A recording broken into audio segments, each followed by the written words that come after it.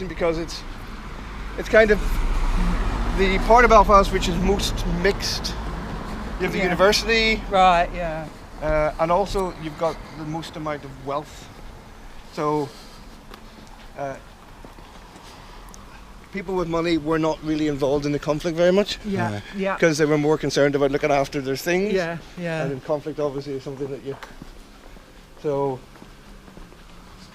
there are some sort of Catholic and Protestant areas in East Belfast, but it's more a mixed area than any other part of the city. South Belfast. South Belfast. And in North Belfast is the area, as I explained yesterday, was the area where the levels of violence were the highest. The highest, yeah. And that's because it's a kind of patchwork quilt. Right. You know, of one area touching another, touching another, touching another. So you've got two big dominate big areas, and then North Belfast is. And North Belfast is kind of like mixed, almost not quite 50-50, but close to 50-50. Yeah, yeah. And as you saw there, Duncan Gardens is a boundary, Newington Street is a boundary, over here is another boundary, up there is another boundary. Boundaries everywhere, and where the boundaries were was where the violence was. Yeah, yeah.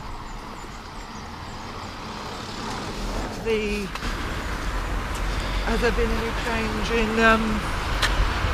where people live, the communities? Things have remained the same since the 1970s. So those streets are more or less the same as they were then? Yeah. I mean, in terms of which communities live there? Very, very few changes. There's one street just up here called Manor Street. And Manor Street was quite an unusual street because this end of Manor Street was Catholic, the other end of Manor Street Protestant, but it was open, so you know you could walk down it, and as you walk down it, it became a bit mixed in the middle, which is very unusual. But then in 1986, with the signing of the Anglo-Irish Agreement, there was a lot of there's a big backlash from Protestant paramilitaries where Catholics were getting killed. And Manor Street exploded into a big riot. One of our councillors, Belfast City Councillor, very famous, notorious sectarian bigot called George Seawright, waved a Protestant crowd gang to attack the Catholics with a gun in his hand. He was later killed by the IRA. And he was very famous because he was involved in a number of committees of the Belfast City Council. One of the committees was responsible for parks and community centres and leisure centres. And in North Belfast, there are no swimming pools in Catholic areas. Right. That was a deliberate policy. Yeah, so there are about 3 swimming pools run by the council. They're all in Protestant areas. Yeah. It was a deliberate policy. So that's He was quoted. He actually went to jail because he said publicly that all Catholics should be incinerated. Yeah. And then when he was challenged with this, he said, "No, sorry, I didn't mean that. I just meant Catholic priests."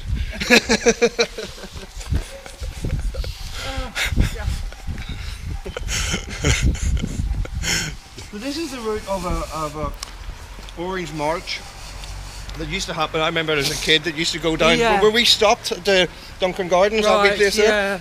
The march used to just turn around and go down Duncan Gardens. And when the marches were happening, they would block the roads. The military, the police would come along, and you couldn't move. You know, you were hemmed into your community. You couldn't go. You weren't allowed to go on the road until the march had gone past. So I remember vaguely as a child going, and I didn't really understand what these Orange Marches were. So this march used to go, and this is all Catholic. So it's very provocative. So in the 1990s, there was a big push to stop the march. And there were riots on Cliftonville, and eventually the whole thing was stopped, and they don't go along this route anymore. I think it was stopped about 15 years ago. 1969. And that's because the Battle of the Bogside lasted 3 days, 2 nights, and at the end of the Battle of the Bogside, in effect, the residents had won. They defeated the police. Because the police basically had tried to get into the Bogside. The local residents had put up barricades and started throwing petrol bombs, and they're basically a continual riot for 3 days and 2 nights. And at the end of the 3rd day, the police force had lost They were exhausted. They couldn't continue. Now, they didn't need to keep trying to get into the Catholic area in the first place. They could have just gone, okay, we're not going to go in there. But of course, they didn't feel they could do that. And in the process of the Battle of the Bogside, Belfast erupted into violence as well. And Belfast was much more dangerous because at 1969, this idea of Manor Street with one part Catholic and the other part Protestant, that was common throughout West Belfast. Right. You had streets running from the Shankill to the Falls, and they were open. So people could attack each other. So the only way basically to stop that was for the British Army to erect barricades along all of these streets. The British Army went onto the streets, but the British Army had been here already. They were just in barracks. Right. So it wasn't the idea the British Army came over in 1960. That's not true. They were here, but they were kind of active. They weren't active, you know. They became on the streets in 1969, and then there was what was called the honeymoon period, where the Catholic population welcomed the British Army. Because they protected. Well, basically they felt, yes, because particularly in Belfast, you know, the graffiti appeared on the walls saying IRA, I ran away. Right. Because the IRA, when the violence started, the IRA weren't on the streets. They didn't have any weapons to defend the population. So that's Kremlin mode. About 6 months, 8 months. But because there was no political resolution to the crisis, eventually people were going to turn against the British Army, and they did. You know, and the IRA started getting weapons, and then the IRA started using weapons against the British Army. Because I remember there was a whole debate, you know, like some people in Britain supported the troops going in, you know, so in the political movement, you know, there was a whole debate over whether they should have gone in or not. I remember it now. How you'd stop the sectarian violence. And the police force were not trusted by the Catholic population, understandably. You know? There were the civil rights movement, which was the precursor that led up to eventually the Battle of the Bogside, had 5 demands, and one of the demands was the ending of there was a police force in Northern Ireland called the B Specials. I remember them. And they were almost 100% Protestant. They were armed, fucking and nasty, they were notorious for, you know, anti-Catholic sentiment. And so that was one of the demands that they had. But we had the political system we had before sort of direct rule came in, which was in 1972, was very perverted. We had gerrymandering going on a massive scale. So for example, Derry, which is 65%, 70% Catholic, was controlled by Protestant council. How did that happen? And the only reason it happened was of gerrymandering. You had mass discrimination in housing allocation, and employment. But we also had a system where we had we didn't have one person, one vote. We had a very twisted voting system. Some people had no votes. Really? Some people had more than one vote. Voting was based on property ownership. So if you were in a household where you owned your house, you got a vote. So obviously more Catholics and Protestants didn't own their house, so that more Catholics and Protestants didn't have a vote. However, there were some Protestants who didn't get a vote, so it wasn't really purely, you know, anti-Catholic. It was fair then. It was fair then. Well.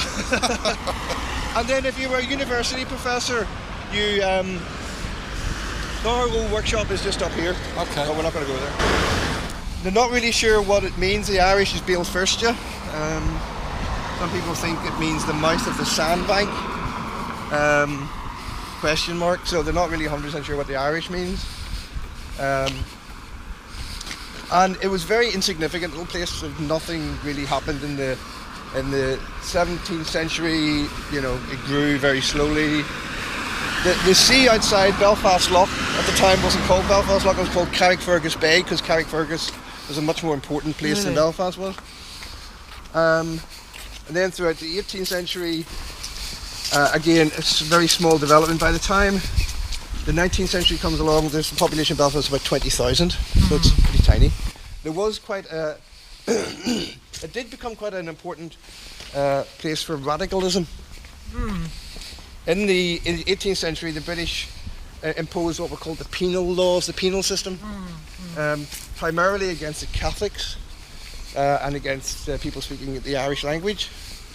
At the beginning of the 18th century, probably 90% of the natives were speaking Irish, and they basically decimated the language through the penal system. You were punished for using Irish. If your children were at school, they were punished for speaking Irish, and they basically destroyed the language. But the penal system was also directed against dissenters. These are people of Protestant faith, but not of the state religion. The state religion was the Church of England, or here was the Church of Ireland. It was the same thing, Anglican Church.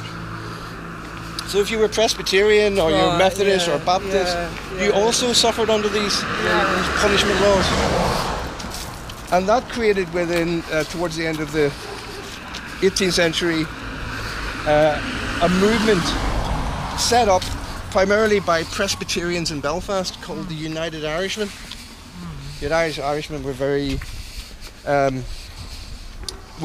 progressive and also very radical in their outlook. They were involved in social programs. One of the most famous women in Belfast history, a woman called Mary Ann McCracken, who was the sister of Henry Joy McCracken, who was one of the main founders of the United Irishmen. And she set up a whole lot of social programs. There's a poorhouse, which we'll go and see, which was set up in 1771. And she also helped oversee the development of the water system, sanitation and so on. So she did lots of really brilliant stuff. The United Irishmen, they would meet up to Cave Hill and plot their revolution, and they'd go down to Kelly's Bar and have a few pints and plan how they were going to have their rebellion. The big problem was how to get the Catholics on their side, because it was basically in the north, it was basically Presbyterian led and mostly Presbyterian followed. In the rest of Ireland, it was Catholic. Right. But there wasn't really much of a unity between the two groups. And the other problem, as with all Irish rebellions, was they were basically infiltrated by touts. But as soon as anyone, it's basically my mate Tim McGarry is a comedian. He goes like, they would sit there, they'd plan a revolution, they'd all get drunk, and then somebody would go off and go, "Hey, you know what they're doing?" So of course the rebellion didn't really come as a surprise to the authorities. It was a complete disaster. It was inspired by the French Revolution. Oh, really? Which is interesting, yeah. And what they were looking for was they didn't want a republic, but they wanted to have an Ireland which was politically independent. So they still wanted to remain with the monarchy. They weren't rebelling against the monarchy, but they were rebelling against the sort of political sort of control. Yeah. A direct consequence of the United Irishmen was the Act of Union. So the United Kingdom of Great Britain and Ireland came about because basically the worry within Great Britain of the threat of Irish independence. Really? So and that was 1801. Wow. But then Belfast, as the city we know today, basically is a 19th century city. It came about because of the Industrial Revolution. It became one of the most important industrial cities in the British Empire. Yeah. As I said, at the beginning of the 19th century, the population was about 20,000. At the end, it was over 300,000. It just exploded massively. You know. Most of the housing was built around the mills, built by the mill owners for their workers. Very, very poor condition housing. Yeah. Traditionally, it was a 2 up, 2 down. So, 2 rooms downstairs, 2 rooms upstairs, a toilet outside. And that housing remained up until the 1960s and 70s as the predominant housing for a lot of Belfast. Sometimes you'd have 2 families living in a 2 up, 2 down house, and families were big, And that was kind of in the centre? That was mostly around West Belfast. Right. Both Catholic and Protestant parts, and also parts of North Belfast. There's some. East Belfast didn't really get started because of the river. People didn't develop into the east until they built the bridge, and that wasn't built until towards the end of the 18th century. So East Belfast really only sort of grew towards the second half of the 19th century. Paramilitaries, and some really scary murals of guys with balaclavas, with guns, very threatening murals. And their artwork's been really poor. Yeah. Okay. On the Republican side, murals were much more developed art form and much more successful as a propaganda tool. The Republicans were much more clued into how you could present your case to a much wider public and get people to be sympathetic through art. So the Republican murals were very advanced, and Protestant murals were basically quite simplistic, pretty badly drawn, artistically poor, and propaganda value virtually none. Didn't really appeal to anyone other than their own community. And yes, the murals do have that function. They have the function of reinforcing the myths and cultural icons within your own community. There's been a decision over the last 10 years within the Protestant community, people within the Protestant community have said, look, we need to change this. We need to get away from these really negative stereotypes, particularly the ones of the Protestant paramilitaries. They're doing us no favours, Who wants to come to an area and see pictures of really scary guys with guns looking really threatening? So they've moved away. There's a lot more diversity now within the Protestant mural scene. However, one example where it's gone back again to the old way is over in East Belfast. There was a mural done of, I think it might have been George Best. George Best was born in East Belfast, Protestant, blah, blah, blah. So they painted this really nice mural, and the Protestant paramilitaries came along, rubbed it out, and put another scary paramilitary one back up again. So they're still there. They haven't gone away. Yeah. So during the 19th century in London and Westminster, there was a big political debate which lasted for decades. It was called the Irish question: what to do with Ireland? Yeah. Okay, Ireland was part of the United Kingdom, but there were an awful lot of MPs going to London, and they were causing an imbalance within the British system. And the British said, what do we do with these? These people mostly want home rule. They want to have their own parliament. Within the Protestant community here in the north, they didn't want home rule. They wanted to remain part of the United Kingdom, integrated as any other part of the United Kingdom.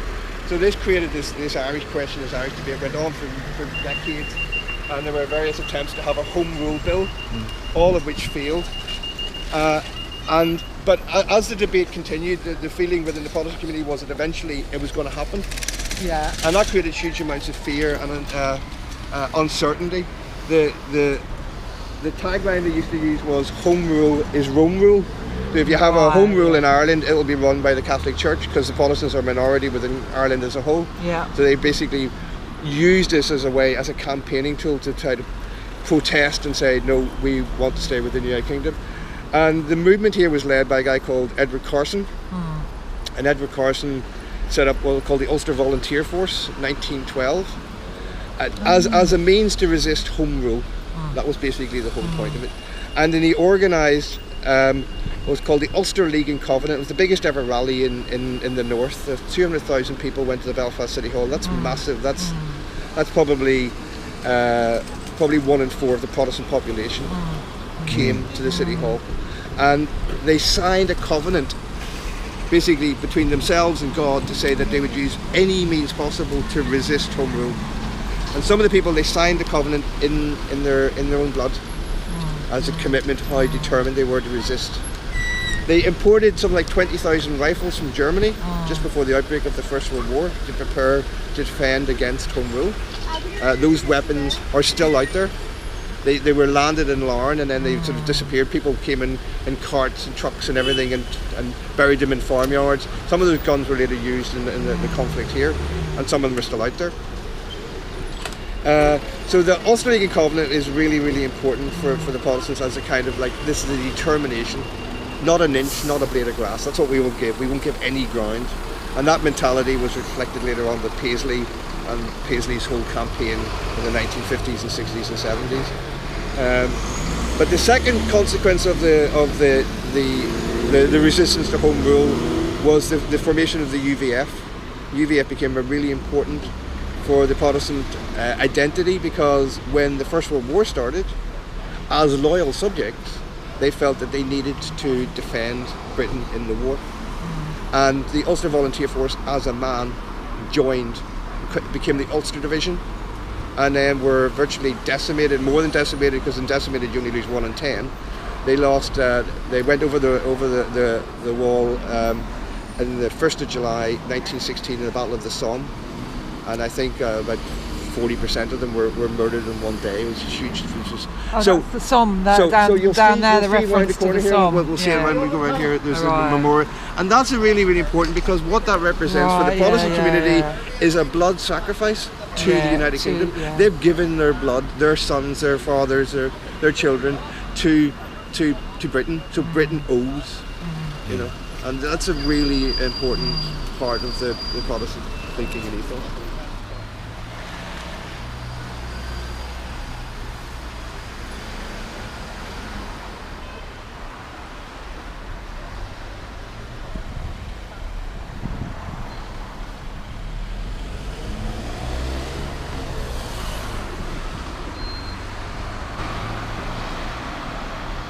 They made the decision in 1914 that it was actually passed by London government. Really? Yeah.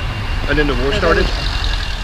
And then in the war, of course, you had the Easter Rising, so everything went out the window. But it actually was passed. What would have happened, nobody knows. If there hadn't have been a war, You know, but obviously there was a mutiny in British Army mutiny in the north here, just before around about 1912. Basically, some of the British Army would said that they weren't prepared to use weapons against their fellow Ulstermen, Protestants. They were prepared to resist the Home Rule. So it could have been very messy. It was very messy anyway. It's interesting that in the last number of years, the role that the Catholics played in the British Army in the Great War has come more to light. You know, basically that was hidden. That, you know, it was all been about the Ulster Volunteer Force and the Protestants and blood sacrifice and whatever. But thousands of Catholics were involved in the British Army from Ireland and fought on the British side, and their role is now being recognised a little bit. You know, we're not very good at revising our myths. We like to hold on to them no matter what. Because they're emotional. Despite of all the evidence to the contrary, we like our myths and we're not going to give up. So this is a mural about the gun running I mentioned when they brought the guns in from Larne, from Germany, just before the beginning of the First World War. There was a roadblock so they could get the guns cleared.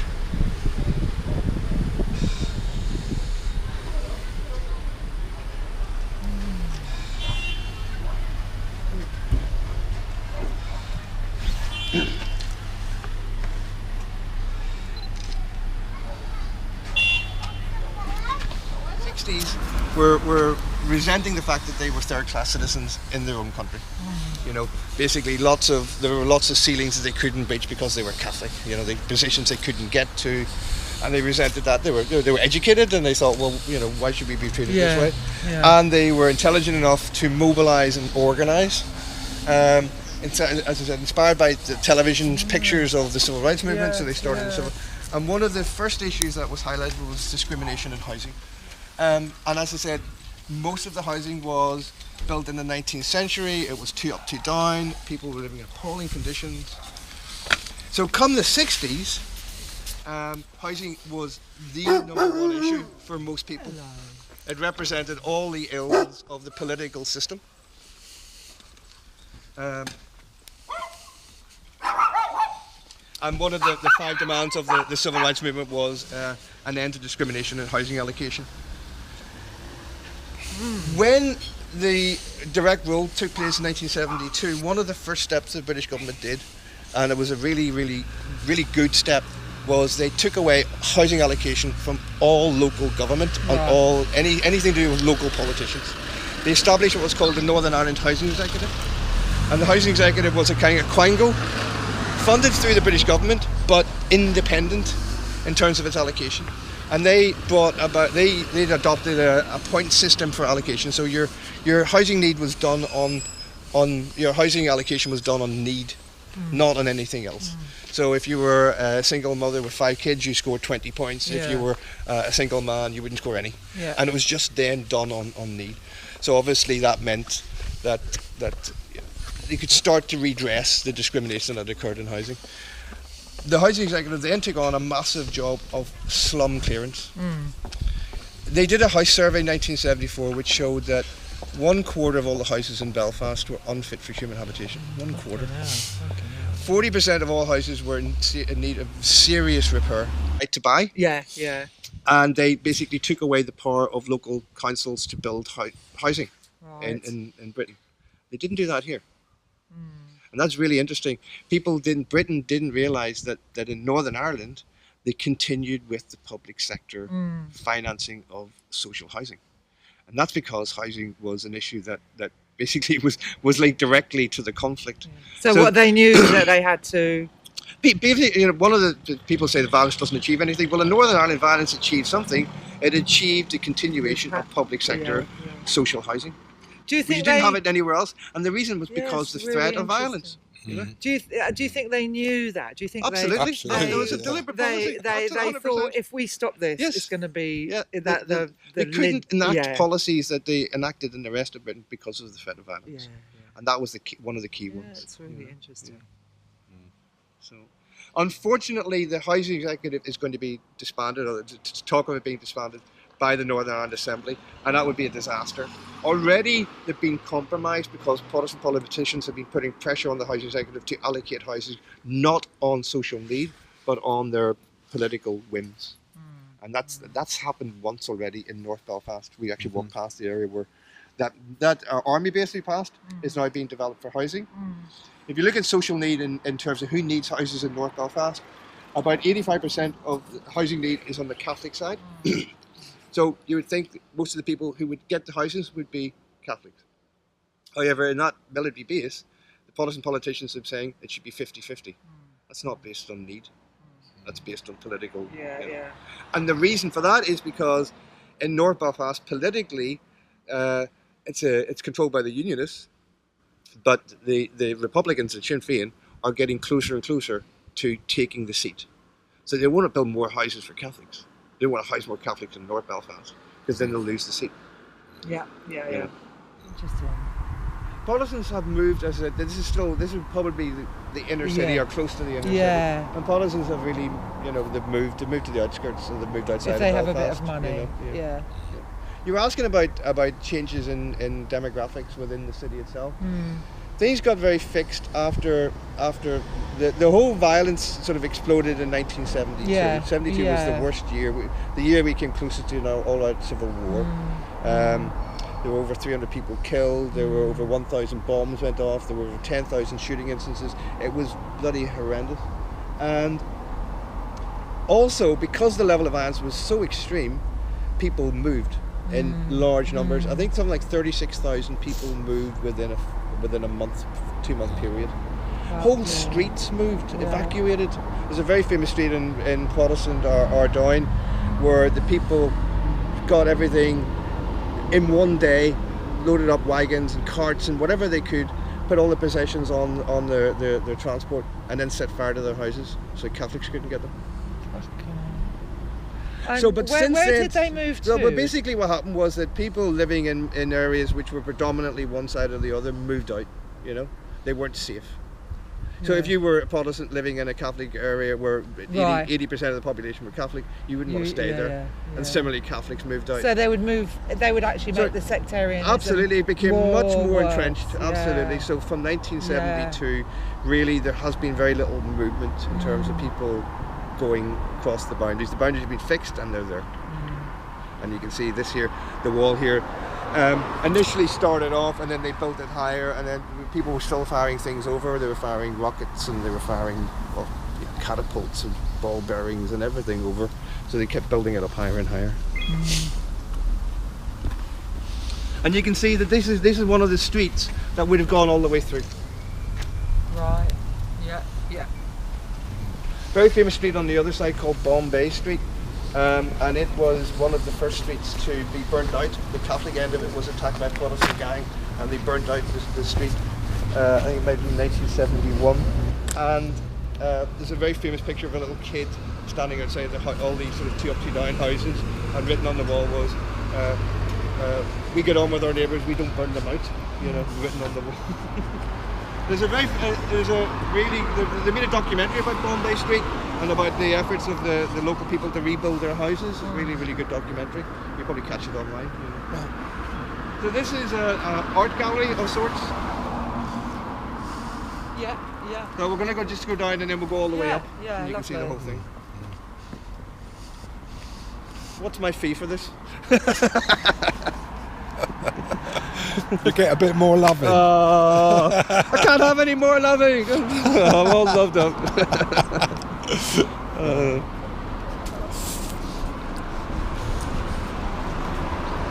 I like it.